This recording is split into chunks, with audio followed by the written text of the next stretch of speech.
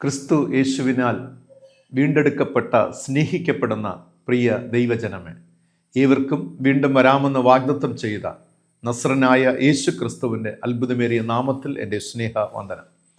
ഏറ്റവും ധന്യവും അനുഗ്രഹിക്കപ്പെട്ടതുമായ ഈ പുതിയ മാസത്തിൻ്റെ മൂന്നാമത്തെ ആഴ്ച ജൂലൈ 21 കാണുവാനും ദൈവത്തെ സ്തുതിക്കുവാനും ആരാധിക്കുവാനും മഹത്വപ്പെടുത്തുവാനും ഈ ആയുസ്സിൽ ദൈവം നമുക്ക് നൽകിയ എല്ലാവിധമായ കൃപയ്ക്കായി നമുക്ക് ദൈവത്തിന് സ്തോത്രം ചെയ്യാം. ദൈവം തന്നിരിക്കുന്ന ഈ ജീവിതം, ഒരു ഭാഗത്ത് കഷ്ടപ്പാടുകളും ദുഃഖങ്ങളും പ്രതിസന്ധികളും ഒക്കെ നിൽക്കുമ്പോൾ, മറുഭാഗത്ത് ദൈവം നമ്മെ നടത്തുന്ന വിധങ്ങൾ, നമ്മെ രക്ഷിക്കുന്ന വിധങ്ങൾ, സംരക്ഷിക്കുന്ന വിധങ്ങൾ എത്ര നന്ദി അർപ്പിച്ചാലും മതിയാകുകയില്ല. അതുകൊണ്ട് തന്നെ എല്ലായ്പ്പോഴും, എല്ലാ പ്രഭാതങ്ങളിലും, എല്ലാ വേളകളിലും യേശുവേ അങ്ങേക്ക് നന്ദി എന്ന് പറയാം. ആവശ്യങ്ങൾ ദൈവത്തോട് പറയുന്നതിനേക്കാൾ ഏറെ നന്ദി പറയുവാൻ നമുക്ക് പരിശീലിക്കാം. എപ്പോഴും എല്ലാറ്റിനും ദൈവത്തിന് സ്തോത്രം പറയുന്ന ഒരു ജീവിത ശൈലി, ക്രമം നമ്മുടെ ജീവിതത്തിൽ സ്വായത്തമാക്കാം. ദൈവത്തിൻ്റെ പരിശുദ്ധാത്മാവ് അതിനായി നമ്മെ സഹായിക്കട്ടെ. ഇവരെ ഹാർദവമായി ഈ ശുശ്രൂഷയിലേക്ക് സ്വാഗതം ചെയ്യുന്നു. കർത്താവിൻ്റെ കൃപ നമ്മോടുകൂടെ ഇരിക്കുമാറാകട്ടെ. നമുക്ക് പ്രാർത്ഥനയോടുകൂടെ ഈ ശുശ്രൂഷയിലേക്ക് പ്രവേശിക്കാം. യഹോവയെ സ്തുതിപ്പിൻ, സകല ജാതികളുമായുള്ളവരെ യഹോവയെ സ്തുതിപ്പിൻ, സകല വംശങ്ങളുമായുള്ളവരെ അവനെ പുകഴ്ത്തുവിൻ. നമ്മോടുള്ള അവൻ്റെ ദയ വലുതായിരിക്കുന്നു. യഹോവയുടെ വിശ്വസ്തത എന്നേക്കുമുള്ളത്. യഹോവയെ സ്തുതിപ്പിൻ. തലമുറ തലമുറയായി ഞങ്ങളുടെ സങ്കേതവും ഞങ്ങളുടെ കോട്ടയും ഞങ്ങളുടെ ആശ്രയവുമായിരുന്ന് നാൾതോറും ഞങ്ങളെ കരം പിടിച്ച് നടത്തുന്ന സർവ്വവല്ലഭനായ സ്വർഗീയ പിതാവാം നല്ല ദൈവമേ, അനുഗ്രഹിക്കപ്പെട്ട ഈ മനോഹരമായ ദിനത്തിനായി സ്തോത്രം. യേശുവെ, അങ്ങേ സ്തുതിപ്പാനും ആരാധിക്കുവാനും മഹത്വപ്പെടുത്തുവാനും ഈ ആയുസ്സിൽ ദൈവം തന്നിരിക്കുന്ന എല്ലാവിധമായ മുഖാന്തരങ്ങൾക്കായി അങ്ങേ സ്തോത്രം ചെയ്യുന്ന പിതാവേ, ഞങ്ങൾക്ക് നൽകപ്പെട്ടിരിക്കുന്ന ഒരേ ഒരു ജീവിതം, എന്നാൽ കർത്താവെ നൽകപ്പെട്ടിരിക്കുന്ന അവസരങ്ങൾ ഞങ്ങളുടെ ജീവിതത്തിൽ പ്രാർത്ഥന ഉപയോഗിക്കുവാൻ തക്കവണ്ണം ഇപ്രകാരമുള്ള ശുശ്രൂഷകളിലൂടെ ഒക്കെ ദൈവമേ, അവിടുത്തെ പരിശുദ്ധാത്മാവ് ഞങ്ങളിൽ വരുത്തിക്കൊണ്ടിരിക്കുന്ന രൂപാന്തരത്തിനായി സ്തോത്രം സ്തോത്രം ചെയ്യുന്ന പിതാവേ, ഭൂമിയിൽ ജീവിക്കുന്ന നാളൊക്കെയും ദൈവഹിതം ചെയ്ത് ദൈവത്തെ മഹത്വപ്പെടുത്തുന്ന ജീവിതത്തിന് ഉടമസ്ഥരായി തീരുവാൻ സ്വർഗത്തിലെ പിതാവായ ദൈവം ഞങ്ങളെ സഹായിക്കണമേ. ഈ തിരുവചനം ശ്രവിക്കുന്ന അവിടുത്തെ പ്രിയ മക്കളെ യേശുവിന്റെ നാമത്തിൽ, അങ്ങയുടെ നാമത്തിൽ അനുഗ്രഹിച്ച് പ്രാർത്ഥിക്കുന്നു. കർത്താവിന്റെ കരം നിന്റെ മക്കളോട് കൂടിരിക്കട്ടെ. അവിടെ ബലഹീനതകൾ ദൈവം താങ്ങിക്കൊള്ളണമേ അപ്പ. വിഷമസന്ധികളുടെ മധ്യയിൽ സഹായകനായി കൂടെ ഇരിക്കണമേ അപ്പ. ആത്മാവിൽ പുഷ്ടിയുള്ളവരായി ആത്മീയ ജീവിതത്തെ കർത്താവ് സമൃദ്ധി നൽകി പ്രിയപ്പെട്ടവരെ വഴി നടത്തണമെന്ന് പ്രാർത്ഥിക്കുന്നു.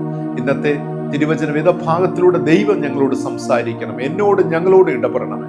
യേശു രക്ഷിതാവിന്റെ ധന്യമുള്ള നാമത്തിൽ തന്നെ. ആമീൻ, ആമീൻ, ആമീൻ.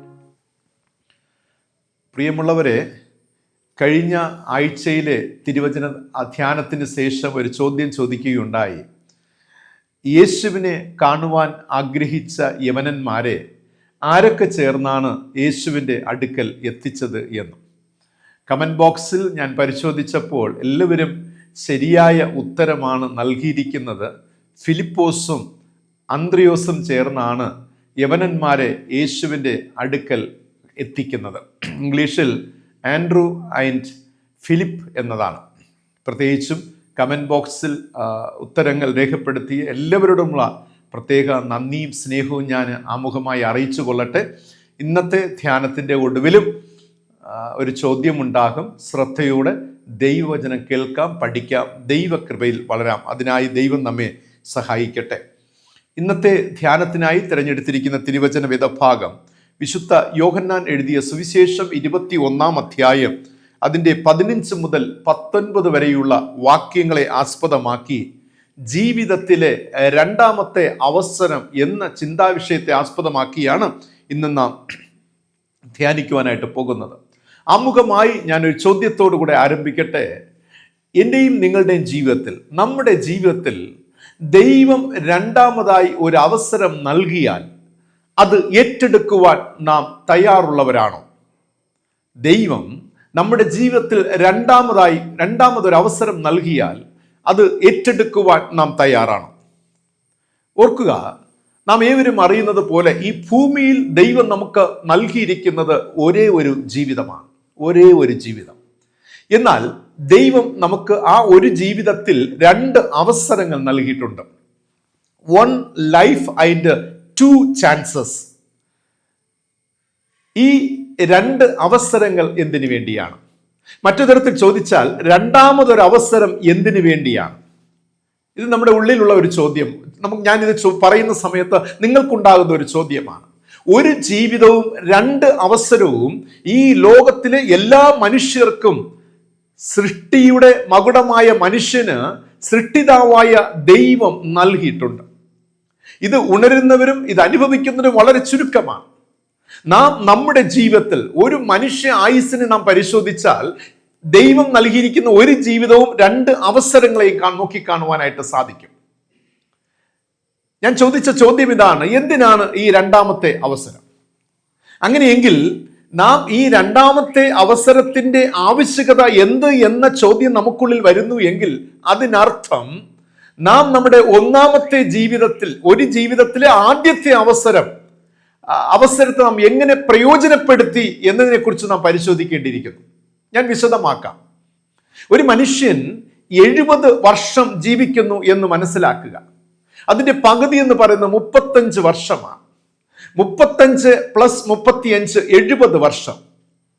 അപ്പോൾ ആദ്യത്തെ 35 വർഷം എന്ന് പറയുന്നത്, അതായത് ഒരു ജീവിതം എന്ന് പറയുന്നത് 70 വർഷം, അതിലെ ആദ്യത്തെ 35 വർഷം എന്ന് പറയുന്നത് രണ്ട് നന്മകളാണ് അതിൽ നടക്കുന്നത്. ഒന്ന് ജനനം, രണ്ട് ഒന്നാമത്തെ അവസരം. ഈ 35 വർഷത്തിൽ ലഭിക്കുന്നത് ജനനവും ഒന്നാമത്തെ അവസരവുമെങ്കിൽ രണ്ടാം ഘട്ടമായ 35 വർഷം ലഭിക്കുന്നത് രണ്ടാമത്തെ അവസരവും അതോടൊപ്പം തന്നെ മരണവും ആകുന്നു. ഇത് നമ്മുടെ ഈ ഒരു ഫോർമുല നമ്മുടെ മനസ്സിൽ ഗ്രഹിച്ചുകൊണ്ട് നമുക്ക് തുടർ ധ്യാനത്തിലേക്ക് പ്രവേശിക്കാം. കർത്താവായ യേശു ക്രിസ്തുവിന്റെ ഉയിർപ്പിന് ശേഷമുള്ള പ്രത്യക്ഷത രേഖപ്പെടുത്തിയിരിക്കുന്ന അധ്യായങ്ങളാണ് യോഹന്നാൻ സുവിശേഷത്തിലെ 20-21 അധ്യായങ്ങൾ. ഇതിൽ പ്രധാനപ്പെട്ട ഒരു പ്രത്യക്ഷതയാണ് 21-ാം അധ്യായത്തിൽ നൽകപ്പെട്ടിരിക്കുന്ന പത്രോസിനും കൂട്ടർക്കും നൽകുന്ന ഒരു പ്രത്യക്ഷതയായി കണക്കാക്കപ്പെടുന്നത്. പത്രോസിന് ജീവിതം പരിശോധിച്ചാൽ പത്രോസിന് ദൈവം ഈ ലോകത്തിൽ ജീവിക്കുവാൻ ഒരു ജീവിതവും രണ്ട് അവസരങ്ങളും നൽകപ്പെട്ടതായി നാം കാണും. വേദപുസ്തകത്തിൽ പ്രത്യേകിച്ചും പത്രോസിന്റെ ജീവിതം വളരെ സ്പഷ്ടമായി നാം പഠിച്ചാൽ, ആഴത്തിൽ പഠിച്ചാൽ നമുക്ക് മനസ്സിലാക്കാൻ കഴിയുന്നത് പത്രോസിന് ലഭ്യമായത് ഒരു ജീവിതവും രണ്ട് അവസരവും. ഈ ലോകത്തിലെ സകലമാന മനുഷ്യർക്കും ഈ ഒരു അനുഭവം നൽകപ്പെട്ടിട്ടുണ്ട് എന്നത് ഇന്നത്തെ ധ്യാനം കഴിയുമ്പോൾ നമുക്ക് മനസ്സിലാക്കാവുന്നതാണ്. പത്രോസിന്റെ ജീവിതം, ഒന്നാമതായി ഞാൻ പറയുവാൻ പോകുന്ന പത്രോസിന്റെ ജീവിതത്തെ കുറിച്ചാണ്. ഒരേ ഒരു ജീവിതം. പത്രോസിന്റെ ഹിസ്റ്ററി അല്ലെങ്കിൽ അവന്റെ ജനനവുമായി ബന്ധപ്പെട്ട ജീവിതവുമായി ബന്ധപ്പെട്ട കാര്യങ്ങൾ പരിശോധിച്ചാൽ പിതാവിന്റെ പേര് ബൈബിൾ പറയുന്നത് യോഹന്നാൻ എന്നാണ്. യോഹന്നാന്റെ മകനായ ഷിമോൻ പത്രോസ്. ജനനം റോമ സാമ്രാജ്യത്തിലെ സിറിയ ദേശത്തിലെ ബെത്സൈദയിലും സഹോദരൻ അന്ത്രയോസ് എന്നും തന്റെ തൊഴിൽ മീൻപിടുത്തം എന്നും പത്രോസ് ജനിക്കുന്നത് AD 1-ാം നൂറ്റാണ്ടിലെന്നും മരണം AD 64-നും 68-നും ഇടയിലെന്നും മരിക്കുമ്പോൾ പത്രോസിന് വയസ്സ് ഏകദേശം 66 എന്നും കണക്കാക്കപ്പെടുകയാണ്. ചിലർ പറയുന്നുണ്ട് പത്രോസിന്റെ മരണം 62-നും 67 വയസ്സിനും ഇടയിലാണ് എന്ന് പറയപ്പെടുമ്പോഴും 66-ാം വയസ്സിൽ പത്രോസ് മരണപ്പെട്ടു എന്ന് രേഖപ്പെടുത്തിയിരിക്കുകയാണ്. പത്രോസ് മരണപ്പെടുന്ന സ്ഥലം റോം എന്ന ദേശത്താണ്. യേശു പത്രോസിനെ വിളിച്ചത്, ശുശ്രൂഷയ്ക്കായി നിയോഗിച്ചത് 33-ാമത്തെ വയസ്സിലായിരുന്നു. AD 33-ലാണ് പത്രോസിനെ യേശു തൻ്റെ ശുശ്രൂഷയ്ക്കായി തൻ്റെ ശിഷ്യനായിട്ട് സ്വീകരിക്കുന്നത്, വിളിക്കുന്നത്, നിയോഗിച്ചാക്കുന്നത്. അതായത് ഗന്നസരേത്ത് തടാകത്തിൽ മീൻ പിടിച്ചുകൊണ്ടിരിക്കുന്ന പത്രോസിനെയാണ് കർത്താവായ യേശു ക്രിസ്തു വിളിച്ച് തിരഞ്ഞെടുത്ത് നിയോഗിക്കുന്നത്. മത്തായി സുവിശേഷം 4-ാം അധ്യായം 19-ാമത്തെ വാക്യം വായിക്കുമ്പോൾ കർത്താവായ യേശു ക്രിസ്തു പത്രോസിനെ വിളിക്കുന്ന വിളിയെ അവിടെ രേഖപ്പെടുത്തിയിരിക്കുകയാണ്. അതിപ്രകാരമാണ്: എൻ്റെ പിന്നാലെ വരുവിൻ, ഞാൻ നിങ്ങളെ മനുഷ്യരെ പിടിക്കുന്നവരാക്കും. മറ്റൊരു വേദഭാഗം ലൂക്കോസ് സുവിശേഷം 5:10 വായിക്കുമ്പോൾ യേശു ശീമോനോട് ഭയപ്പെടേണ്ട, ഇന്നു മുതൽ നീ മനുഷ്യനെ പിടിക്കുന്നവനാകും എന്ന് അവിടെ രേഖപ്പെടുത്തിയിരിക്കുകയാണ്. ഇതാണ് പത്രോസിന്റെ ഒരു ബയോളജിക്കൽ ഹിസ്റ്ററി എന്ന് പറയുവാൻ കഴിയും. ഇനി നാം ധ്യാനിക്കുവാൻ പോകുന്നത് ദൈവം പത്രോസിന് നൽകിയ ആദ്യ അവസരം. ഞാൻ പറഞ്ഞു, ഒന്നാമത്തെ ഘട്ടത്തിൽ ആദ്യ 35 വർഷത്തിൽ ജനനം, അതോടൊപ്പം തന്നെ ഒന്നാമത്തെ അവസരം. ജനനത്തെ കുറിച്ച് പറഞ്ഞു. ഇനി നാം ധ്യാനിക്കുവാൻ പോകുന്നത് ദൈവം പത്രോസിന് നൽകിയ ഫസ്റ്റ് ചാൻസ്, ഒന്നാമത്തെ അവസരം, ജീവിതത്തിൽ പത്രോസിന് ലഭിച്ച ആദ്യ അവസരം. മത്തായി സുവിശേഷം 4:19 ലൂക്കോസ് സുവിശേഷം 5:10 വായിക്കുമ്പോൾ മീൻപിടുത്തക്കാരൻ 33-ാമത്തെ വയസ്സിൽ ദൈവത്തിന്റെ നിയോഗം അഥവാ പട്ടത്വം പ്രാപിച്ച് മനുഷ്യനെ പിടിക്കുന്ന ഒരു വലിയ ദൗത്യ ശുശ്രൂഷയിൽ, പ്രേക്ഷിത പ്രവർത്തനത്തിൽ ഉൾപ്പെടുകയാണ്. പത്രോസിന്റെ തുടക്കം നല്ലതാണ്. ഇക്കഴിഞ്ഞ കാലമൊക്കെ മീൻ പിടിച്ചുകൊണ്ടിരുന്ന വേറൊരു നിലയിൽ ആയിരുന്ന പത്രോസിനെ ദൈവം ഒരു ഉയർന്ന, കർത്താവായ യേശു ക്രിസ്തുവിനെ വിളിച്ച് ഒരു ഉയർന്ന സ്ഥാനത്ത് എത്തിക്കുകയാണ്. ഒരു പുതിയ ദൗത്യം അവനെ ഏൽപ്പിക്കുകയാണ്. പത്രോസിന്റെ ജീവിതത്തിൽ ലഭിച്ച ഫസ്റ്റ് ചാൻസ്. ഈ തുടക്കം എങ്ങനെയായിരുന്നു പത്രോസിന്റെ ജീവിതം? പരിശോധിക്കാം. പത്രോസിന്റെ തുടക്കം എന്ന് പറയുന്നത് വളരെ വളരെ നല്ലതായിരുന്നു. ഫെന്റാസ്റ്റിക് എന്ന് പറയാം, അമേസിംഗ് എന്ന് പറയാം. അത്ഭുതകരമായ ഒരു മുന്നേറ്റമായിരുന്നു, ഒരു തുടക്കമായിരുന്നു പത്രോസിന്റെ ജീവിതത്തിൽ യേശുവുമായുള്ള ബന്ധത്തിൽ ഉണ്ടായത്. തനിക്ക് ലഭിച്ച ആദ്യ അവസരം എന്ന് പറയുന്നത് വളരെ നന്നായിട്ട് അവൻ ഉപയോഗിച്ചതായി കാണുന്നു. യേശുവിന്റെ ചോദ്യങ്ങൾക്കൊക്കെ ആദ്യം മറുപടി പറയുവാൻ ഉത്സാഹമുള്ളവനായിരുന്നു പത്രോസ്. എപ്പോഴും യേശുവിനോട് ചോദ്യങ്ങളെ ചോദിക്കുന്നവൻ, ഒരിക്കലും ചോദ്യങ്ങൾ ചോദിക്കുന്നതിൽ മടിയില്ലാത്തവൻ, യേശുവിന്റെ ഏറ്റവും പ്രിയ ശിഷ്യഗണങ്ങളുടെ ഗണത്തിൽ ഉൾപ്പെടുവാൻ പത്രോസിന് ചുരുങ്ങിയ ദിനങ്ങൾ കൊണ്ട് സാധിച്ചു. മറുരൂപമലയിൽ യേശുവിന്റെ രൂപാന്തരപ്പെടൽ കാണുവാനുള്ള ഭാഗ്യം ലഭിച്ചവൻ, ശിഷ്യന്മാരിൽ ഏറ്റവും അധികം അറിയപ്പെട്ടവനായി തീരുകയാണ് പത്രോസ്. ഇത് കേൾക്കുമ്പോൾ തന്നെ, വായിക്കുമ്പോൾ തന്നെ, കാണുമ്പോൾ തന്നെ നമുക്ക് മനസ്സിലാക്കുവാൻ സാധിക്കും പത്രോസ് പീറ്റർ ദ ഗ്രേറ്റ്, അല്ലെ? പീറ്ററിന്റെ ഒരു ഗ്രേറ്റ്നെസ്, പത്രോസിന്റെ ഒരു ശ്രേഷ്ഠത, അവന്റെ ജീവിതത്തിലെ ഒരു വലിയ നന്മ, അവൻ കർത്താവായ യേശുവുമായുള്ള ബന്ധത്തിൽ ഉണ്ടായിരുന്ന ആ ഇന്റിമസി, അടുപ്പം, അതിന്റെ തീവ്രത, അതിന്റെ ആഴം നമുക്ക് മനസ്സിലാക്കാവുന്നതാണ്. എന്നെ കേൾക്കുന്ന പ്രിയ ദൈവജനമേ, നമ്മുടെ ജീവിതത്തിലേക്ക് നാം നോക്കിയാലും യേശുവിനോടൊപ്പമുള്ള നമ്മുടെ ആരംഭ ജീവിതത്തിലേക്ക് ഒന്ന് പരിശോധിച്ച്, എല്ലാറ്റിനും മുൻപിൽ നിന്ന ഒരു കാലഘട്ടം, അല്ലെ? യേശുവിന് വേണ്ടി എന്തും ചെയ്യുവാനായിട്ട് ഒരുങ്ങി നിന്ന ഒരു കാലഘട്ടം, യേശുവിനോട് ചേർന്ന് നിന്നപ്പോൾ നമുക്ക് ലഭ്യമായ ഭാഗ്യങ്ങൾ, നന്മകൾ, സ്ഥാനമാനങ്ങൾ, എല്ലാവറ്റിലും ദൈവിക കാര്യങ്ങൾ വരുമ്പോൾ ഇടിച്ചു കയറി നിന്നുകൊണ്ട് പ്രവർത്തിക്കുന്ന ഒരു മനസ്സ്, എല്ലാറ്റുപരിയായിട്ട് നമുക്കൊക്കെ ലഭ്യമായ ദൈവ പൈതൽ എന്നുള്ള സ്ഥാനം, ഇത് ഒന്നാമത്തെ അവസരമാണ്. ജനിച്ച ശേഷം നമുക്ക് ലഭിച്ച ഒന്നാമത്തെ അവസരം, ഞാനൊരു ദൈവ പൈതൽ, I am the child of God. ആമേൻ. അതിൽ എത്ര സന്തോഷമുണ്ട്, എത്ര ആനന്ദമുണ്ടെന്ന് ചിന്തിച്ചു നോക്കി. I am the child of God, ഞാൻ ദൈവത്തിന്റെ പൈതൽ എന്ന് പറയുമ്പോൾ തന്നെ, അല്ലെ, ഈ ലോകത്തെ സൃഷ്ടിച്ച ദൈവത്തിന്റെ പൈതൽ, അത് കർത്താവായ യേശുവിലൂടെ നമുക്ക് ലഭ്യമായ ഒരു നന്മയാണ്. അതുകൊണ്ട് നമ്മൾ കൈയടിക്കുന്നു, പാടുന്നു, ദൈവത്തെ മഹത്വപ്പെടുത്തുന്നു, കർത്താവിന് വേണ്ടി വലിയ കാര്യങ്ങൾ ചെയ്യുന്നു, എപ്പോഴും പ്രാർത്ഥിക്കുന്നു, വേദപുസ്തകം വായിക്കുന്നു, മനനം ചെയ്യുന്നു, ആരാധിക്കുന്നു. ഇതൊക്കെ ഉള്ള ഒരു ജീവിതമാണ് ഒന്നാമത്തെ അവസരത്തിൽ നാം ഉപയോഗപ്പെടുത്തിയത്. ശരിയല്ലേ പ്രിയമുള്ളവരെ? കർത്താവിനെ മാത്രം പിൻപറ്റിയ നാളുകൾ നമുക്കുണ്ടായിരുന്നു. യേശുവിനെ മാത്രം പിൻപറ്റിയ നാളുകൾ നമ്മുടെ ജീവിതത്തിൽ ഉണ്ടായിരുന്നു. ഒന്നുമില്ലായ്മയിൽ നിന്നും ഒരുപാട് സ്ഥാനമാനങ്ങൾ, സമൂഹത്തിൽ ആദരവ്, ശ്രേഷ്ഠത, അല്ലെ? നമുക്കറിയാം കടൽക്കരയിലെ ശംഖ്, അല്ലെ? ശംഖ്, ആരും അറിയപ്പെടാത്ത ഒരു ശംഖ്. അതോടൊപ്പം തന്നെ പാറക്കൂട്ടത്തിനിടയിലുള്ള ചില കല്ലുകൾ, ഇതാരും അറിയപ്പെടാതെ കിടക്കുന്ന സ്ഥലങ്ങളിലുള്ള കല്ലുകൾ, അതുപോലെ ശംഖ്. ഇതിനെ ചിലരൊക്കെ കണ്ടെത്തി, അത് ഇഷ്ടപ്പെട്ട്, അതിനെ ചൂസ് ചെയ്ത്, അതിനെ വാഷ് ചെയ്ത്, അതിനെ ഭംഗിപ്പെടുത്തി വീട്ടിൽ കൊണ്ടുവന്ന് വീട്ടിലെ ഷോക്കേസിൽ കൊണ്ടുവയ്ക്കുന്ന അനുഭവം എത്ര മനോഹരമല്ലേ?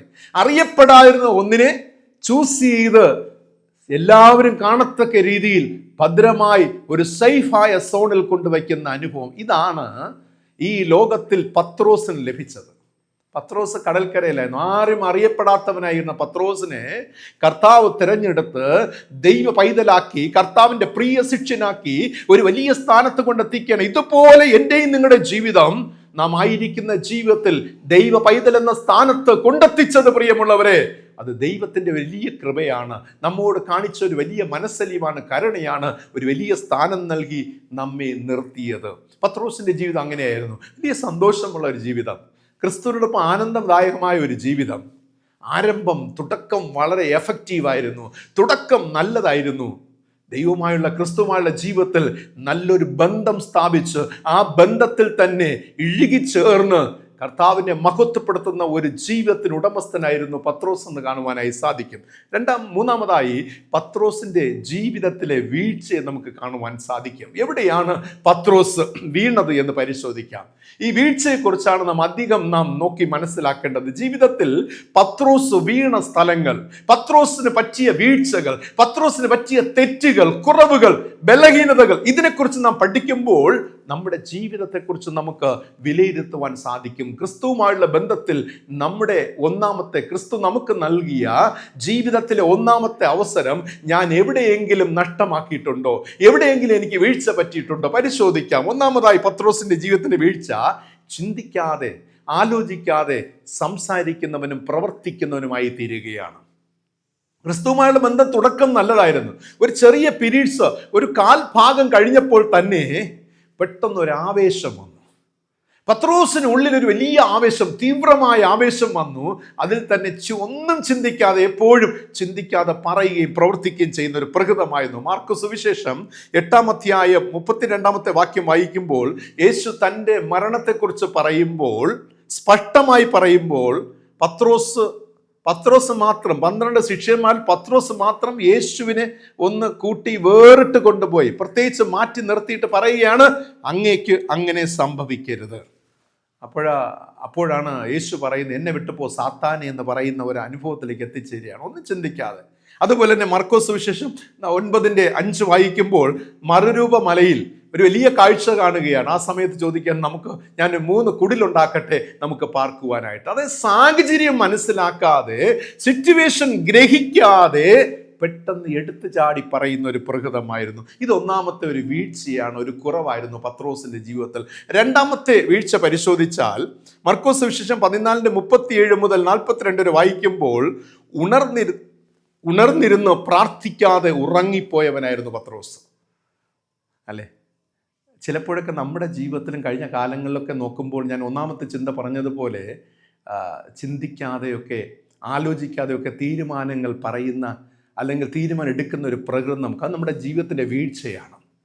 രണ്ടാമത്തെ കാര്യത്തിലേക്ക് നാം പ്രവേശിച്ചാൽ, ഉണർന്നിരുന്ന് പ്രാർത്ഥിക്കാതെ ഉറങ്ങിപ്പോയി. യേശു ഗത്സമേനി പ്രാർത്ഥിക്കുവാൻ പോയ സമയത്ത് തൻ്റെ ശിഷ്യന്മാരോട് പറഞ്ഞു, നിങ്ങൾ ഉണർന്നിരുന്ന് പ്രാർത്ഥിപ്പിൻ. പക്ഷെ അവിടെ ദേ ബിക്കം ഫെയിൽഡ് എന്നുള്ളതാണ്. അവിടെ പരാജയപ്പെട്ടു പോവുകയാണ്. എത്രയോ പ്രാവശ്യം പ്രിയമുള്ളവരെ, മടുത്തു പോകാതെ പ്രാർത്ഥിപ്പിൻ, ഇടവിടാതെ പ്രാർത്ഥിക്കുവിൻ, അല്ലേ? ഇതൊക്കെ നാം വായിക്കുന്നു, കേൾക്കുന്നു. പക്ഷേ നമുക്ക് വാസ്തവത്തിൽ അങ്ങനെയുള്ള ഒരു അനുഭവത്തിലായിത്തീരുവാൻ കഴിഞ്ഞിട്ടുണ്ടോ? യേശു പറഞ്ഞതിനെ അതുപോലെ ശിരസാ വഹിച്ചുകൊണ്ട് നമുക്ക് അതുപോലെ ചെയ്യുവാനായിട്ട് സാധിച്ചിട്ടുണ്ടോ? മടുത്തു പോകാതെ ഉണർന്നിരുന്ന് പ്രാർത്ഥിക്കുവാൻ നമുക്ക് കഴിഞ്ഞിട്ടുണ്ടോ? ഞാൻ പറഞ്ഞു വരുന്നത്, ജീവിതത്തിൽ എവിടെയെങ്കിലും നിങ്ങളുടെ പ്രാർത്ഥനാ ജീവിതത്തിൽ വീഴ്ച സംഭവിച്ചിട്ടുണ്ടോ? കുടുംബ പ്രാർത്ഥനയാകട്ടെ, പ്രഭാതത്തിലെ പ്രാർത്ഥനയാകട്ടെ, വ്യക്തിപരമായ പ്രാർത്ഥനയാകട്ടെ, കണ്ണുനീരോടുള്ള പ്രാർത്ഥനയാകട്ടെ, ഉപവാസ പ്രാർത്ഥനയാകട്ടെ, എപ്പോഴെങ്കിലും നിങ്ങൾക്ക് വീഴ്ച സംഭവിച്ചിട്ടുണ്ടോ? അങ്ങനെ വീണ് കിടക്കുന്ന അനുഭവമാണോ? ഒരു കാലഘട്ടത്തിൽ നിങ്ങൾ പ്രാർത്ഥിച്ച അനുഭവങ്ങളൊക്കെ പാടെ നിങ്ങളുടെ ജീവിതത്തിൽ നിന്ന് മാറ്റപ്പെട്ട അനുഭവത്തിലാണോ? ഒരു കാലഘട്ടത്തിലെ പ്രാർത്ഥന ജീവിതം എല്ലാം പൂർണ്ണമായി നഷ്ടപ്പെട്ട, അല്ലെങ്കിൽ നഷ്ടമായി പോയ അനുഭവത്തിലാണോ നിങ്ങൾ ജീവിച്ചു കൊണ്ടിരിക്കുന്നത്? അങ്ങനെയെങ്കിൽ ഒന്നാമത്തെ അവസരത്തെ നഷ്ടമാക്കിയവരായി തീർന്നിരിക്കുകയാണ്. ഇവിടെ ഉണർന്നിരുന്ന് പ്രാർത്ഥിക്കുവാൻ പത്രോസിന് കഴിഞ്ഞില്ല എന്നതാണ്. മൂന്നാമത്തെ വീഴ്ച പരിശോധിച്ചാൽ, യേശുവിനെ അറിയില്ല എന്ന് തള്ളിപ്പറഞ്ഞവൻ. മൂന്നാമതായി പരിശോധിച്ചാൽ, യേശുവിനെ അറിയില്ല എന്ന് തള്ളിപ്പറഞ്ഞവൻ. മാർക്കോസ് സുവിശേഷം 14-ാം അധ്യായം 66 മുതൽ 72 വരെ നാം വായിക്കുമ്പോൾ, യേശുവിനെ ഒരു വലിയ ക്രിട്ടിക്കൽ സിറ്റുവേഷൻ, ഒരു സാഹചര്യം, ഒരു പ്രതിസന്ധിയുടെ നടുവിൽ പോയപ്പോൾ, വളരെ സാഹചര്യത്തിൽ മനസ്സിലാക്കി തന്നെ തന്നെ രക്ഷിപ്പാനായിട്ട് യേശുവിനെ അറിയില്ല എന്ന് പറഞ്ഞ് യേശുവിനെ തള്ളി പറയുകയാണ്. അപ്പോൾ നാം സ്വാഭാവികമായിട്ട് നാം ഇപ്രകാരം ചിന്തിച്ചേക്കാം, ഞാനും നിങ്ങളുമൊക്കെ ആ സ്ഥാനത്തായിരുന്നെങ്കിൽ ഒരു പക്ഷേ പത്രോസിനെ പോലെ തന്നെ പ്രതികരിച്ചേക്കാം, അല്ലേ? പത്രോസിനെ പോലെ നാം പറഞ്ഞേക്കാം. പക്ഷെ ഇതിനു മുൻപൊരു സാഹചര്യത്ത് യേശു തൻ്റെ മരണത്തെക്കുറിച്ച് പറയുമ്പോൾ പത്രോസ് പറഞ്ഞതാണ്, കർത്താവേ, നിന്നോടൊപ്പം മരിക്കാനും ഞാൻ ഒരുക്കമായിരിക്കുന്നു, നിന്നോടൊപ്പം മരിക്കാനും ഞാൻ ഒരുക്കമായിരിക്കുന്നു. സി, അപ്പോൾ അങ്ങനെ പറഞ്ഞ പത്രോസാണ് ഇവിടെ എന്താണ് യേശുവിനെ 3 വട്ടം തള്ളിപ്പറയുന്ന അനുഭവം. സാഹചര്യം വിപരീതമായപ്പോൾ നിലപാടുകൾക്ക് മാറ്റം വരികയാണ്. എന്നെ കേൾക്കുന്ന പ്രിയ ദൈവജനമേ, കർത്താവിനെ ഒരുപാട് സ്നേഹിക്കുകയും കർത്താവിനെ കുറിച്ച് സാക്ഷ്യം പറയുകയും യേശുവാണ് എൻ്റെ ജീവിതത്തിൽ എല്ലാം എല്ലാം എല്ലാം എന്ന് പറയുമ്പോഴും ഒരു അനീതി കാണുമ്പോൾ, അക്രമം കാണുമ്പോൾ, അല്ലെങ്കിൽ ദൈവഹിതത്തിന് വിരുദ്ധമായ പ്രവൃത്തികൾ കാണുമ്പോൾ നിങ്ങൾ നിങ്ങളുടെ നിലപാടുകൾ മാറ്റുന്നവരാണ്. സത്യസന്ധമായും നീതിപൂർവ്വം നിങ്ങൾ ജീവിക്കണമെന്ന് ആഗ്രഹിക്കുന്നവരെങ്കിൽ ഒരു അനീതി കാണുമ്പോൾ, ദൈവഹിതത്തിന് വിരുദ്ധമായത് കാണുമ്പോൾ നിങ്ങൾ നിലപാടുകൾ മാറ്റുന്നവരാണ്. ഒരിക്കൽ നിങ്ങൾ പറഞ്ഞതും പ്രഖ്യാപിച്ചതും ആണോ, അതോ അതിന് വിരുദ്ധമായിട്ടാണോ നിങ്ങൾ പ്രവർത്തിക്കുന്നത്? വളരെ ചിന്തിക്കേണ്ട ഒരു കാര്യമാണ്. ഇന്നത്തെ കാലഘട്ടം എന്ന് പറയുന്നത് മനുഷ്യൻ ദൈവജനമെന്ന് സ്വയം അഭിമാനിക്കുന്ന ദൈവത്തിൻ്റെ പ്രിയ മക്കൾ സാഹചര്യത്തിനനുസരിച്ച് മാറ്റപ്പെട്ടുകൊണ്ടിരിക്കുക, നിലപാടുകൾ മാറ്റുന്നവരാണ്. നാം എല്ലാവരും ക്രിസ്തുവിനെ അനുകരിക്കുവാൻ നിയോഗിക്കപ്പെട്ടവരാണ്, അല്ലേ? യേശു കർത്താവ് എവിടെയെങ്കിലും നിലപാടുകൾ മാറ്റിയതായിട്ട് കാണുന്നുണ്ടോ? അന്നുണ്ടായിരുന്ന മഹാപുരോഹിതന്മാരുടെ മുൻപിൽ, കയ്യഫാവിൻ്റെ മുൻപിൽ, പീലാത്തോസിൻ്റെ മുൻപിൽ, ഹേരോദാവിൻ്റെ മുൻപിൽ, അന്നുണ്ടെന്ന പ്രമാണിമാരുടെ, ന്യായശാസ്ത്രിമാരുടെ, പരീശന്മാരുടെ, സദൂക്യരുടെ, ഇവിടെയൊക്കെ മുൻപിൽ എവിടെയെങ്കിലും യേശു പറഞ്ഞതിന് വിപരീതമായി പ്രവർത്തിച്ചതായി കാണുന്നുണ്ടോ? ഞാൻ പറഞ്ഞു വരുന്നത്, ജീവിതത്തിൽ ഒരൊറ്റ നിലപാടുണ്ടാകണം. നാം സ്നേഹിക്കുന്ന, നാം ആരാധിക്കുന്ന നമ്മുടെ കർത്താവിന് ഒരൊറ്റ നിലപാട് മാത്രമാണ് ഉണ്ടായിരുന്നത്. പ്രിയമുള്ളവർ, എന്തുകൊണ്ട് സാഹചര്യങ്ങളെ കാണുമ്പോൾ നാം നിലപാടുകൾ മാറ്റുന്നു? കാരണം അവിടെയാണ് ഞാൻ മനസ്സിലാക്കി, ക്രിസ്തുവിനേക്കാൾ ഏറെ, ക്രിസ്തുവിൻ്റെ പ്രമാണങ്ങൾക്കാൾ ഏറെ ഈ ലോകത്തെ വലുതായി നാം കാണുകയാണ്. ലോകം എന്ത് ചിന്തിക്കും? എൻ്റെ പ്രിയപ്പെട്ടവർ എന്ത് ചിന്തിക്കും? അവർ എന്താണ് എന്നെക്കുറിച്ച് മനസ്സിലാക്കുക? ഞാൻ താഴ്ന്നു പോകുമോ? ഞാൻ താഴ്ത്തപ്പെട്ടു പോകുമോ? ഞാൻ എൻ്റെ ജീവിതത്തെ കുറവുള്ളവനായി കാണുമോ? ഞാൻ നഷ്ടപ്പെട്ടവനായി കാണുമോ? ഇതൊക്കെ കണ്ടു കഴിഞ്ഞാൽ അതുകൊണ്ട് എൻ്റെ നിലപാടുകൾ മാറ്റുന്നതല്ലേ? കർത്താവ് സകലതും അറിയുന്നു എന്ന പ്രഖ്യാപനം നടത്തി എൻ്റെ നിലപാടുകൾ മാറ്റി ലോകപ്രകാരം ജീവിക്കുവാൻ ഞാൻ തയ്യാറാകുന്നില്ലേ? ഇതെൻ്റെ ജീവിതത്തിലെ വീഴ്ചയാണ്. പത്രോസിന് സംഭവിച്ച വീഴ്ച അവിടെയാണ്. നാലാമത്തെ വീഴ്ച എന്ന് പറയുന്നത് മത്തായി സുവിശേഷം 26:58 വായിക്കുമ്പോൾ അവിടെ എന്നാൽ പത്രോസ് ദൂരവേ മഹാപുരോഹിതന്റെ അരമനയോളം പിൻചെന്നു എന്ന് അവിടെ രേഖപ്പെടുത്തിയിരിക്കുക. നിന്നോടൊപ്പം മരിപ്പാനും ഞാൻ ഒരുങ്ങിയിരിക്കുന്നു എന്ന് പത്രോസ് യേശുവിനെ പിടിച്ചു കൊണ്ടുപോയ ആ രാത്രിയിൽ അകലം വിട്ട് പിൻചെല്ലുകയാണ്. അതിനെക്കുറിച്ച് മർക്കോസ് സുവിശേഷം 14:54 പറഞ്ഞിരിക്കുന്നത്, പത്രോസ് മഹാപുരോഹിതന്റെ അരമനയ്ക്കകത്തോളം അവനെ ദൂരവേ അനുഗമിച്ചു എന്നാണ്. ലൂക്കോസ് സുവിശേഷകൻ പറഞ്ഞിരിക്കുന്നത് 22:54 അവർ യേശുവിനെ പിടിച്ച് മഹാപുരോഹിതന്റെ വീട്ടിൽ കൊണ്ടുപോയി പത്രോസ് അകലം വിട്ട് പിൻചെന്നു. Peter followed with a distance. പ്രിയമുള്ളവരെ, നിങ്ങൾ എപ്പോഴെങ്കിലും യേശുവിനെ ദൂരവേ അനുഗമിക്കുന്നവരാണോ? ശരിയല്ലേ ഈ കാലഘട്ടത്തിൽ ഞാൻ എന്നിലേക്ക് നോക്കുമ്പോൾ, എൻ്റെ കുടുംബത്തിലേക്ക് നോക്കുമ്പോൾ, എൻ്റെ ജീവിത സാഹചര്യവുമായി ബന്ധപ്പെടുത്തി നോക്കുമ്പോൾ ഞാൻ ക്രിസ്തുവിനെ അകലം വിട്ടല്ലേ പിൻചെല്ലുന്നത്? ചിന്തിക്കുക. വളരെ മനഃശാസ്ത്രപരമായി, ദൈവശാസ്ത്രപരമായി ഒന്ന് ചിന്തിച്ച് നോക്കിയേ പ്രിയമുള്ളവരെ. ഞാൻ യേശുവിനോടൊപ്പമാണോ യാത്ര ചെയ്യുന്നത്? യേശുവിനോട് കൂടെയാണോ ഞാൻ വസിക്കുന്നത്? അതോ ഞാൻ അകലം വിട്ടാണോ യേശുവിനെ പിൻചെല്ലുന്നത്? ജീവിതത്തിലൊരു വലിയ ന്യൂനതയാണ്, കുറവാണ്. ഒരു കാലഘട്ടത്ത് എൻ്റെ യേശുവിനെ ഞാൻ സ്വീകരിച്ച ആ സ്നേഹത്തെ, മാധുര്യത്തെ അറിഞ്ഞ കാലഘട്ടത്ത് ഞാൻ യേശുവിനെ ഒരുപാട് എൻ്റെ ജീവിതത്തോട് ഞാൻ ചേർത്ത് പിടിച്ച വ്യക്തിയാണ്. സത്യവേദ പുസ്തകത്തെ ജീവിതത്തോട് ചേർത്ത് പിടിച്ച വ്യക്തിയാണ്. സങ്കീർത്തനങ്ങളൊക്കെ മനഃപ്പാഠമായി പറയുവാൻ പരിശീലിച്ചു, കൽപ്പനകൾ പഠിച്ചു, ഒരുപാട് കാര്യങ്ങൾ വേദപുസ്തകത്തിൽ ഒരുപാട് സംഭവങ്ങൾ കാണാപ്പാഠമായി എൻ്റെ ഹൃദയത്തെ സ്പർശിച്ച ഞാൻ ഒരുപാട് പേരോട് എടുത്തു പറയുന്ന ഒരുപാട് സംഭവങ്ങളുണ്ട്. പക്ഷേ ഇപ്പോൾ എൻ്റെ ജീവിതത്തിൽ ഇന്ന് വേദപുസ്തകത്തെ ഞാൻ അകലം വിട്ട് പിൻചെല്ലുകയല്ലേ? കർത്താവായ യേശുവിനെ അകലം വിട്ട് പിൻചെല്ലുകയല്ലേ? ഒന്ന് ചിന്തിച്ച് നോക്കുക. വിശ്വാസമുണ്ട്, വിശ്വാസവും പ്രാർത്ഥന ഇതൊക്കെ നമ്മൾ പറയും ഒരുപാട്. പക്ഷേ വാസ്തവത്തിൽ ക്രിസ്തുവിനെ അകലം വിട്ടാണോ പിൻചെല്ലുന്നത്? സത്യവേദ പുസ്തകത്തെ അകലം വിട്ടാണോ പിൻചെല്ലുന്നതെന്ന് നാം പരിശോധിക്കുക പ്രിയമുള്ളവരെ. അഞ്ചാമത്തെ വീഴ്ച എന്ന് പറയുന്നത്, യോഹന്നാൻ സുവിശേഷം 21:3 വായിക്കുമ്പോൾ ശീമോൻ പത്രോസ് സഹശിഷ്യന്മാരോട്, തൻ്റെ മറ്റു ശിഷ്യന്മാരോട് പറയുകയാണ്, ഞാൻ മീൻ പിടിപ്പാൻ പോകുന്നു എന്ന് പറയുകയാണ്. പഴയ ജീവിതത്തിലേക്ക് മടങ്ങുന്ന പത്രോസ് ഒന്നാമത്തെ ദൈവം നൽകിയ അവസരത്തെ പൂർണ്ണമായി പത്രോസ് നഷ്ടമാക്കുകയാണ്, അഥവാ നഷ്ടപ്പെടുത്തുകയാണ്. എന്നെ വളരെ ചിന്തിപ്പിച്ച ഒരു ഭാഗമാണ് പ്രിയമുള്ളവരെ. ഞാൻ ഈ ഭാഗത്തെ വളരെ ആഴത്തിൽ ഞാൻ പഠിക്കുമ്പോൾ നമ്മുടെയൊക്കെ ജീവിതം ഈ ഒരു അനുഭവത്തിലൂടെ അല്ലേ എന്ന് ഞാൻ ചിന്തിച്ച് വളരെയധികം സങ്കടപ്പെട്ട സമയങ്ങളുണ്ട്. പ്രിയമുള്ളവരെ, പഴയ ജീവിതത്തിലേക്ക് മടങ്ങുന്ന പത്രോസ് പഴയ ചിന്തകളിലേക്ക്, പഴയ ബന്ധങ്ങളിലേക്ക്, പഴയ അനുഭവങ്ങളിലേക്ക്, പഴയ അറിവില്ലായ്മയുടെ കാലത്തുണ്ടായിരുന്ന അനുഭവങ്ങളിലേക്ക് ഞാൻ മടങ്ങുകയല്ലേ? ഒന്ന് ചിന്തിച്ച്, ഷോക്കേഴ്സിൽ വച്ചിരുന്ന ഒരു മിനുസമുള്ള പാറക്കല്ല് അതിൻ്റെ പഴയ ജീവിതത്തിലേക്ക് ആരും അറിയപ്പെടാത്ത പാറക്കൂട്ടങ്ങളുടെ ഇടയിൽ ചെന്ന് വീഴുന്ന ഒരു അനുഭവം പോലെ ഇതാ പത്രോസ് പഴയ അനുഭവത്തിലേക്ക് പോവുകയാണ്. ദൈവം നൽകിയ ആദ്യ അവസരത്തെ ഇതാ പൂർണ്ണമായി അവൻ നഷ്ടമാക്കുകയാണ്, നഷ്ടമാക്കി തിരികെ പോവുകയാണ്.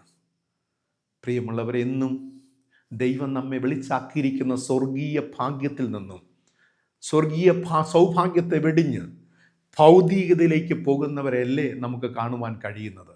സഭയ്ക്കുള്ളിലായാലും പുറത്തായാലും ഇതൊക്കെയല്ലേ കാണുന്നത്. ഭൗതികതയെ മുന്നിൽ വെച്ചുകൊണ്ട് യാത്ര ചെയ്യുന്ന ഒരനുഭവം പ്രിയമുള്ളവരെ, അല്ലേ? I have decided to follow Jesus എന്ന പാട്ടിൽ, അല്ലേ, യേശുവിൻ പിന്നാലെ പോകുവാൻ ആഗ്രഹിച്ചു എന്നൊരു പാട്ടുണ്ടല്ലോ. അതിൻ്റെ ഒരു സ്റ്റാൻസ് ഇപ്രകാരമാണ്: ക്രൂശ് എൻ്റെ മുൻപിൽ, ലോകം എൻ്റെ പിൻപിൽ. ഇതാണ് പാട്ടുകാരൻ പാടിയത്. The cross before me, the world behind me. The cross before me, the world behind me. The cross before me, the world behind me. No turning back, no turning back, no turning back, no turning back. ക്രൂശ് എൻ്റെ മുന്നിലും ലോകം എൻ്റെ പിന്നിലും. പ്രിയരെ, ഒരിക്കൽ യേശുവിനെ മുന്നിൽ വച്ചിരുന്നു, ഇപ്പോൾ ഇതാ യേശുവിനെ പിന്നിലാക്കി ലോകത്തെ മുന്നിൽ വച്ചിരിക്കുകയാണ്. ഇന്നത്തെ ന്യൂജൻ വേൾഡ് എന്ന് പറയുന്നത് അങ്ങനെ ജീവിച്ചു കൊണ്ടിരിക്കുകയാണ്.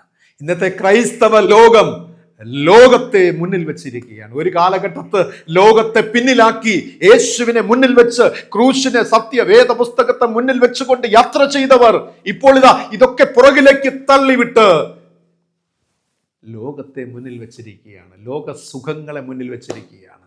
എന്തൊക്കെയോ നേടുവാനുള്ള ഒരു വെപ്രാളം, എന്തൊക്കെയോ നേടുവാനുള്ള ഒരു ആകാംക്ഷയോട്, അത്യാർത്തിയോടുകൂടെ മനുഷ്യൻ മുന്നോട്ട് യാത്ര ചെയ്തുകൊണ്ടിരിക്കുകയല്ലേ? രക്ഷയെ അവഗണിച്ച് നാശത്തിലേക്ക് പോകുന്ന ദൈവത്തിൻ്റെ ജനം, കർത്താവ് നൽകിയ സ്ഥാനത്തെ വിട്ട് സാധാരണ അനുഭവങ്ങളിലേക്ക് ഇറങ്ങിച്ചെല്ലുന്നവർ, കർത്താവ് നൽകിയ ദൈവ പൈതൽ എന്നുള്ള സ്ഥാനത്തെ നഷ്ടമാക്കി ഇതാ സാധാരണ അനുഭവത്തിലേക്ക്, പഴയ അനുഭവത്തിലേക്ക് ഇറങ്ങിപ്പോകുന്നവർ. ഇവിടെ പത്രോസ് ഒറ്റയ്ക്കല്ല പോകുന്നത്, കൂടെ 6 ശിഷ്യന്മാരെ കൂടെ കൊണ്ടുപോവുകയാണ്. ഏറ്റവും വേദനജനകമായ അനുഭവമാണ്. ഒന്ന് നോക്കണമേ, കർത്താവായ യേശു തൻ്റെ ശുശ്രൂഷയുടെ ആ സമർപ്പണത്തോടെ 12 പേരെ ഒരുമിച്ച് കൂട്ടി 3.5 വർഷക്കാലം കൊണ്ടു നടന്നു. തൻ്റെ മരണം കഴിഞ്ഞപ്പോൾ ഇതാ കർത്താവ് തന്നോട് കൂടെ ചേർത്തവരെ 6 പേരെ കൂടെ പത്രോസ് ഇതാ മടക്കിക്കൊണ്ടു പോകുന്നു പഴയ ജീവിതത്തിലേക്ക്. എൻ്റെയും നിങ്ങളുടെ ജീവിതം ഒന്ന് പരിശോധിച്ച പ്രിയമുള്ളവരെ, പലപ്പോഴും നാം ഏറ്റുപറയുന്ന വിശ്വാസത്തിന് വിരുദ്ധമായ ചില കാര്യങ്ങൾ, പ്രാർത്ഥനയ്ക്ക് വിരുദ്ധമായ ചില കാര്യങ്ങൾ, സത്യവേദ പുസ്തകത്തിന് വിരുദ്ധമായ നമ്മുടെ ഏറ്റുപറച്ചിലുകൾ മറ്റുള്ളവരുടെ ദൈവവിശ്വാസത്തെ കൂടെ തച്ചുടച്ചുകൊണ്ട് അവരെയും പിന്മാറ്റത്തിലേക്ക് നയിക്കുകയല്ലേ ചെയ്യുന്നത്? ചിന്തിക്കുക. ജീവിതത്തിൽ ദൈവം നൽകിയ ആദ്യത്തെ അവസരത്തെ നഷ്ടമാക്കിയ അനുഭവം. പക്ഷേ ഇവിടെ പത്രോസ് നഷ്ടമാക്കുകയാണ്. കർത്താവായ യേശു തൻ്റെ ജീവിതത്തിൽ നൽകിയ ആ വലിയ അവസരത്തെ, നല്ലൊരു ചാൻസിനെ, ഓപ്പർച്യൂണിറ്റിയെ എന്നേക്കുമായി നഷ്ടമാക്കിയാണ്. പക്ഷേ ഗുരുനാഥനായ ലോകരക്ഷകനായ യേശു കർത്താവ് പത്രോസിനെ നഷ്ടമാക്കുന്നില്ല. ധ്യാനിക്കാം. 4ാമത്തെ ചിന്ത എന്ന് പറയുന്നത് രണ്ടാമത്തെ അവസരവും പത്രോസും. രണ്ടാമത്തെ Peter and his second chance. രണ്ടാമത്തെ അവസരം ലഭിക്കുന്ന പത്രോസ്. ആദ്യ അവസരത്തെ നഷ്ടമാക്കിയ പത്രോസിനെ യേശു കൈവിടുന്നില്ല. യോഹന്നാൻ സുവിശേഷം 21:4 വായിക്കുമ്പോൾ പത്രോസിനെ അന്വേഷിച്ച് എത്തുന്ന യേശുവിനെ അവിടെ കാണുവാനായി സാധിക്കും. ആമേൻ. ഒരിക്കൽ തേടി വന്ന് കണ്ടെത്തിയ യേശു നഷ്ടമായി പോയി, വീണ്ടും പഴയതിലേക്ക് പോയി, വീണ്ടും അതേ സ്ഥലത്ത് പോവുകയാണ്. അതിനെക്കുറിച്ച് നാം ധ്യാനിക്കും. അപ്പോൾ പത്രോസിനെ അന്വേഷിച്ച് എത്തുന്ന യേശു. ആമേൻ. ആ ഭാഗത്ത് 21-ാം അധ്യായം യോഹന്നാൻ 15-ാമത്തെ വാക്യം വായിക്കുമ്പോൾ പത്രോസിന് രണ്ടാമത്തെ അവസരം നൽകുന്ന യേശുവിനെ കാണുവാനായി സാധിക്കും. ഇവിടുത്തെ പ്രത്യേകത, അവൻ എത്തിയ സ്ഥലത്ത് യേശു പത്രോസിനെ അന്വേഷിച്ചെത്തുകയാണ്. എവിടെയാണോ പത്രോസ് വിട്ടുപോയത് ആ സ്ഥലത്ത് പോയി യേശു അവനെ അന്വേഷിച്ചെത്തുന്നു. അത്ഭുതം കണ്ടപ്പോൾ പത്രോസ് യേശുവിനെ തിരിച്ചറിയുകയാണ്. ഓർക്കുക, പത്രോസിന് യേശു നൽകിയ ആദ്യ അവസരവും രണ്ടാമത്തെ അവസരവും ഒരേ സ്ഥലത്ത് വെച്ചാണ് നൽകുന്നത്. തിബരിയാസ് കടൽക്കരയിൽ വെച്ചാണ് നൽകപ്പെടുന്നത്. ഈ തിബരിയാസ് എന്ന് പറയുന്നതും ഗനസരത്ത് തടാകമെന്ന് പറയുന്നതും ഗലീല കടൽ എന്ന് പറയുന്നതെല്ലാം ഒന്ന് തന്നെയാണ്. എപ്പോഴും ബൈബിൾ പഠിക്കുമ്പോൾ നാം മനസ്സിലാക്കണം, ഈ 3 പേരുകളും ഒരേ സ്ഥലത്തെ, ഒരേ സ്പോട്ടിനെയാണ് അത് പ്രതിനിധാനം ചെയ്യുന്നത്. ഗലീല കടൽ, ഗനസരത്ത് തടാകം, അതുപോലെ തിബരിയാസ് കടൽ, ഇതെല്ലാം ഒരു സ്ഥലം തന്നെയാണ്. അപ്പോൾ പത്രോസിന് യേശു ആദ്യം അവസരം നൽകി തിരഞ്ഞെടുക്കുന്നതും അവൻ വീഴ്ച സംഭവിച്ച് വീണ്ടും രണ്ടാമത്തെ അവസരം നൽകുന്നത് ഒരേ സ്ഥലത്ത് വെച്ചാണ്. ആ 2 സമയത്തും 2 അവസരങ്ങൾ നൽകിയപ്പോഴും കർത്താവിൻ്റെ ജീവിതത്തിൽ ചെയ്യുന്ന ഒരേ അത്ഭുതങ്ങളാണ്. എന്താണ്? ശൂന്യമാക്കപ്പെട്ട മീനില്ലാത്ത കടലിൽ നിന്നും, ആ കടലിൻ്റെ ഭാഗത്ത് നിന്നും അവന് സമൃദ്ധിയായ മീൻ നൽകി അവൻ ആ അത്ഭുതത്തെ കണ്ട് യേശുവിലേക്ക് മടങ്ങി വരികയാണ്. ആ അത്ഭുതത്തെക്കുറിച്ച് ഞാൻ എൻ്റെ ഭാഷയിൽ പറയുന്നത് എന്താണ്? Jesus is giving something out of nothing എന്നുള്ളതാണ്, അല്ലേ? ഒന്നും ശൂന്യതയിൽ നിന്നും ദൈവം എന്തോ പത്രോസിന് കൊടുക്കുകയാണ്. നമ്മുടെ ദൈവം നമ്മുടെ ജീവിതത്തൊക്കെ നയിക്കുന്ന അങ്ങനെയാണ്. മുന്നിൽ ശൂന്യതയൊക്കെ ആയിരിക്കുമ്പോൾ, അല്ലേ, അതിൽ ദൈവം ചില നന്മകൾ നമുക്ക് ഒരുക്കിയിട്ടുണ്ട്. ചുറ്റും ഇരുട്ടായിരിക്കുമ്പോൾ അതിൽ ചില നിക്ഷേപങ്ങൾ എനിക്കും നിങ്ങൾക്കും വേണ്ടി ദൈവം ഒരുക്കിയിട്ടുണ്ട്. പ്രിയമുള്ളവരെ, പത്രോസിന് ലഭിച്ച രണ്ടാമത്തെ അവസരം, സെക്കൻഡ് ചാൻസ്. യോഹന്നാൻ സുവിശേഷം 21:15 വായിക്കുമ്പോൾ അവിടെ രേഖപ്പെടുത്തിയിരിക്കുന്നു, അവർ പ്രാതൽ കഴിച്ച ശേഷം യേശു ശീമോൻ പത്രോസിനോട്, യോഹന്നാന്റെ മകനായ ശീമോനെ, നീ ഇവരിലധികമായി എന്നെ സ്നേഹിക്കുന്നുവോ? ഇവിടെ പത്രോസിന്റെ അപ്പന്റെ പേര് കൂടെ അവിടെ സൂചിപ്പിക്കുകയാണ്. യോഹന്നാൻ, പത്രോസിന്റെ പിതാവിന്റെ പേര് യോഹന്നാനാണ്. യോഹന്നാന്റെ മകനായ ശീമോനെ, ഇവരിലധികമായി നീ എന്നെ സ്നേഹിക്കുന്നുവോ? ഈ ശബ്ദം നമുക്കുള്ളിൽ ധ്വനിക്കുന്നു എങ്കിൽ കർത്താവ് നിങ്ങൾക്ക് നൽകുന്ന രണ്ടാമത്തെ അവസരമാണെന്ന് ഓർക്കുക പ്രിയരെ. എപ്പോഴെങ്കിലും ഈ ശബ്ദം നിങ്ങൾ കേട്ടിട്ടുണ്ടോ? നിങ്ങൾ 35 വയസ്സ് കഴിഞ്ഞവരാണെന്ന് ചിന്തിക്കുക. നിങ്ങളുടെ ജീവിതത്തിൻ്റെ പകുതി ഈ ശബ്ദം എപ്പോഴെങ്കിലും നിങ്ങൾ കേൾക്കുന്നുണ്ടോ? പ്രിയ മകനെ, മകളെ, നീ എന്നെ സ്നേഹിക്കുന്നുവോ? Do you love me more than whatever you have? നിനക്കുള്ള ഇതിനേക്കാൾ അധികം, നിന്റെ ചുറ്റുപാടുമുള്ളതിനേക്കാൾ അധികം നീ എന്നെ സ്നേഹിക്കുന്നുവോ? എപ്പോഴും നിങ്ങൾ ഈ ശബ്ദം കേൾക്കുന്നുണ്ടോ പ്രിയമുള്ളവരെ? ഇഫ് യു ആർ ഹിയറിങ്, നിങ്ങൾ കേൾക്കുന്നു എങ്കിൽ അത് ദൈവം നിങ്ങൾക്ക് നൽകുന്ന രണ്ടാമത്തെ ചാൻസാണ്. ജീവിതത്തിൽ രണ്ടാമത്തെ അവസരമാണ്. മറന്നു പോകരുത്.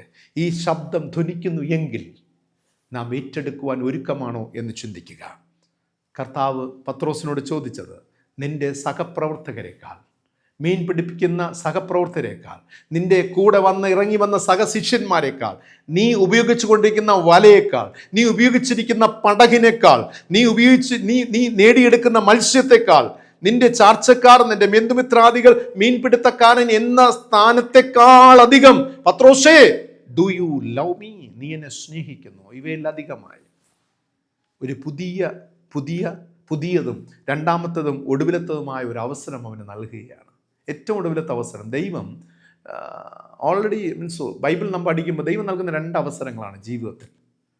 ദൈവം നൽകുന്ന 2 അവസരങ്ങൾ. ഈ അവസരങ്ങൾ നഷ്ടമാക്കി കളയരുതേ. ഒന്നാമത്തെ അവസരം നഷ്ടമാക്കിയാൽ പിന്നെ ഏറ്റവും ഒടുവിലായി ഒരു അവസരം കൂടെ ഉണ്ടാകും. വേദപുസ്തകം ഉടനീളം പഠിക്കുമ്പോൾ നമുക്കത് മനസ്സിലാക്കും. ഒരു അവസരം കൂടെ. ആ അവസരം എന്താണ്? ഇപ്രകാരം പറയുകയാണ്. പത്രോസ് ലഭിച്ച അവസരം എന്ന് പറയുന്നത്, എൻ്റെ കുഞ്ഞാടുകളെ മേയ്ക്കാം.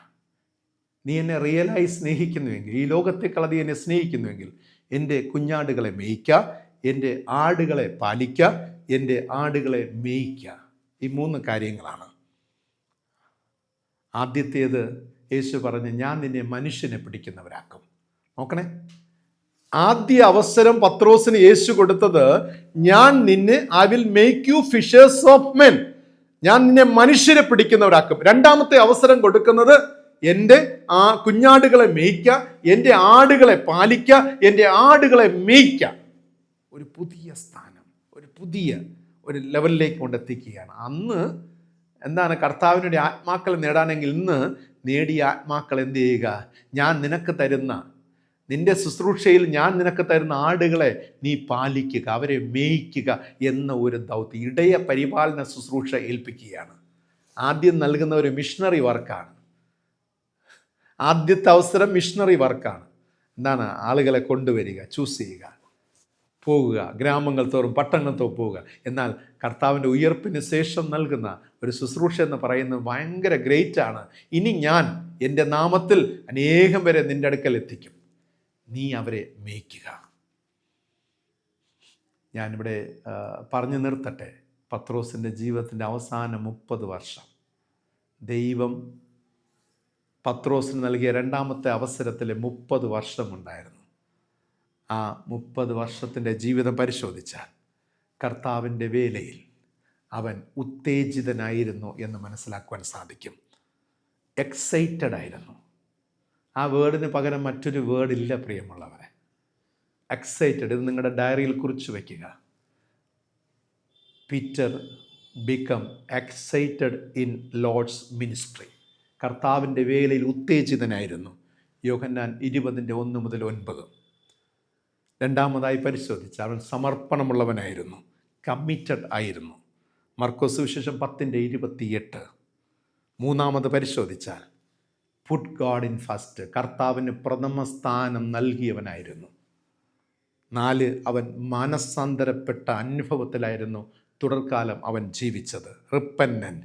യോഹന്നാൻ 21:15-19 വരെ.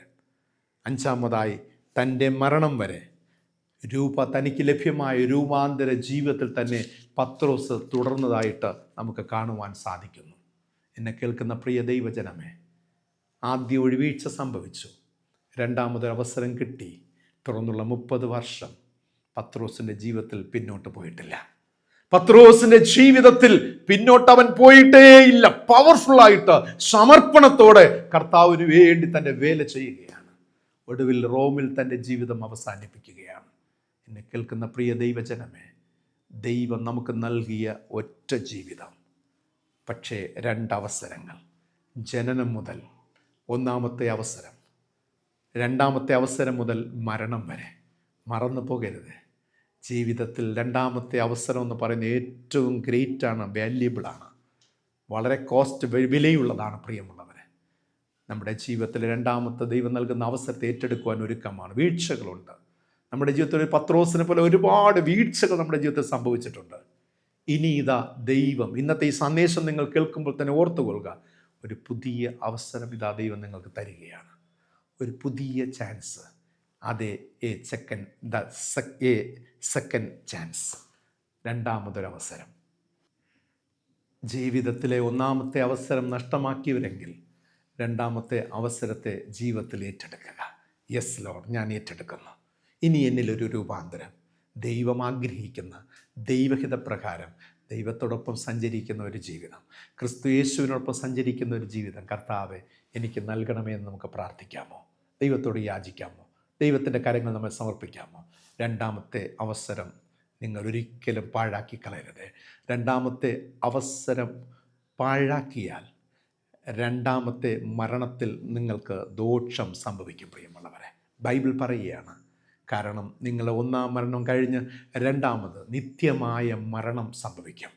അങ്ങനെയെങ്കിൽ രണ്ടാമത്തെ അവസരമെങ്കിലും നിങ്ങൾ പ്രയോജനപ്പെടുത്തിയാൽ രണ്ടാമത്തെ മരണത്തിൽ നിങ്ങൾക്ക് ദോഷം വരികയില്ല, നിത്യമായ മരണം സംഭവിക്കുകയില്ല, മറിച്ച് നിത്യ ജീവൻ കരസ്ഥമാക്കുവാൻ സാധിക്കും. ഈ തിരുവചനത്താൽ ദൈവത്തിൻ്റെ പരിശുദ്ധാത്മാവ് നമ്മെ അനുഗ്രഹിക്കുമാറാകട്ടെ. ഇന്നത്തെ ചോദ്യം ഇതാണ്: പത്രോസിൻ്റെ പിതാവിൻ്റെ പേര് എന്താകുന്നു? ശിമോൻ പത്രോസിൻ്റെ പിതാവിൻ്റെ പേര് എന്താകുന്നു? നിങ്ങളുടെ ഉത്തരങ്ങൾ കമൻറ്റ് ബോക്സിൽ രേഖപ്പെടുത്തുക. ഈ വചനം നിങ്ങളുടെ ഹൃദയത്തെ സ്പർശിച്ചു എങ്കിൽ ഈ വചനം നിങ്ങളുടെ പ്രിയപ്പെട്ടവർക്ക് ഷെയർ ചെയ്യുക.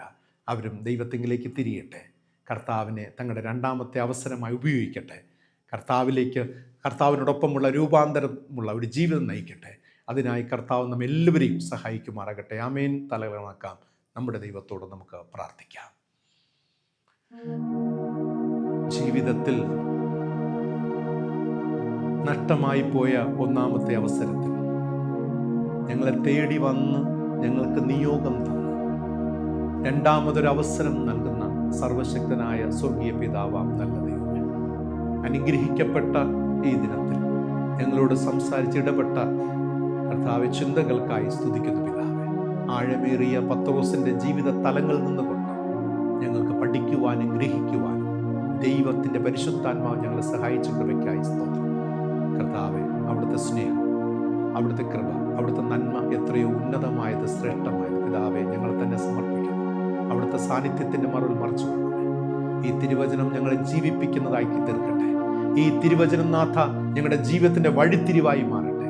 ഈ തിരുവചനം ഞങ്ങളുടെ ജീവിതത്തിൻ്റെ രൂപാന്തരമുള്ള അനുഭവത്തിലേക്ക് വഴി നടത്തട്ടെ. അവിടുത്തെ കൃപ ഞങ്ങൾക്ക് മതി, അവിടുത്തെ ശക്തി മതി, അവിടുത്തെ ബലത്താൽ ഞങ്ങൾ വഴി നടത്തണം. എല്ലാവിധ അനുഗ്രഹങ്ങൾക്കായി സ്തോത്രം, എല്ലാവിധ നന്മകൾക്കായി അങ്ങ് ഞങ്ങൾ വാഴ്ത്തുന്നു. തിരുകൃപ നിഴലായി ഞങ്ങളേവരോടും കൂടിയിരിക്കട്ടെ. ധ്യാനത്തിന് കർത്താവെ, ഈ വചനം ശ്രവിച്ച എല്ലാവരെയും കർത്താവെ അവിടുത്തെ നാമത്തോടെ അനുഗ്രഹിച്ചു പ്രാർത്ഥിക്കുന്നു. പ്രിയപ്പെട്ടവരുടെ ജീവിതചര്യകളോട് കൂടെ ഇരിക്കണം. സമാധാനത്തിന്റെ ദൈവം, സംരക്ഷിക്കുന്ന ദൈവം, സന്തോഷം നൽകുന്ന ദൈവം എൻ്റെ മക്കളുടെ ജീവിതത്തെ കൃപയോടെ സമാധാനത്തോടെ സമർപ്പണമുള്ള ജീവിതം നയിപ്പാൻ എല്ലാ കാലഘട്ടത്തും പ്രിയപ്പെട്ടവരെ കുടുംബാംഗങ്ങളെ സഹായിച്ച് അനുഗ്രഹിക്കുമാറാകണം.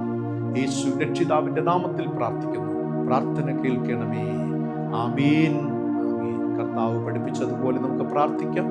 സ്വർഗസ്ഥനായ ഞങ്ങളുടെ പിതാവേ, തിരുനാമം വിശുദ്ധീകരിക്കപ്പെടണമേ. തിരുരാജ്യം വരണമേ. തിരുവിഷ്ടം സ്വർഗത്തിലെ പോലെ ഭൂമിയിലുമാകണം. ഞങ്ങൾക്ക് ആവശ്യമുള്ള ആഹാരം നൽകണം. ഞങ്ങൾ കടക്കാരോട് ക്ഷമിച്ചിരിക്കുന്നത് പോലെ ഞങ്ങളുടെ കടങ്ങളും ഞങ്ങളോട് ക്ഷമിക്കണം. ഞങ്ങളെ പരീക്ഷയിൽ കിടത്താതെ സകല ദുഷ്ടങ്ങളിൽ നിന്ന് വിടുവിക്കണം. രാജ്യവും ശക്തിയും മഹത്വം ഇന്നും എന്നേക്കും പിതാവിനുള്ളതല്ലോ. ആമേൻ. വിശ്വാസത്തോടെ ആശീർവാദം കൈക്കൊള്ളും. നമ്മുടെ കർത്താവും രക്ഷിതാവുമായ യേശു മിശിഹായുടെ പിതാവായ ദൈവത്തിന്റെ സ്നേഹം, പരിശുദ്ധാത്മാവാം ദൈവത്തിന്റെ കൃപാനുഗ്രഹം, സമാധാന സന്തോഷവും നാം ഏവരും സർവ്വദാ സദാകാലം കൊണ്ടിരിക്കും മറക്കട്ടെ. ആമേൻ. ആമേൻ. ആമേൻ. പ്രിയമുള്ളവരെ, ദൈവം നമുക്ക് നൽകുന്ന രണ്ടാമത്തെ അവസരം പ്രയോജനപ്പെടുത്തി നിത്യ ജീവനിലേക്ക് പ്രവേശിക്കാം. ദൈവത്തിന്റെ പരിശുദ്ധാത്മാവെ സഹായിക്കട്ടെ. God bless you all. Thank you very much.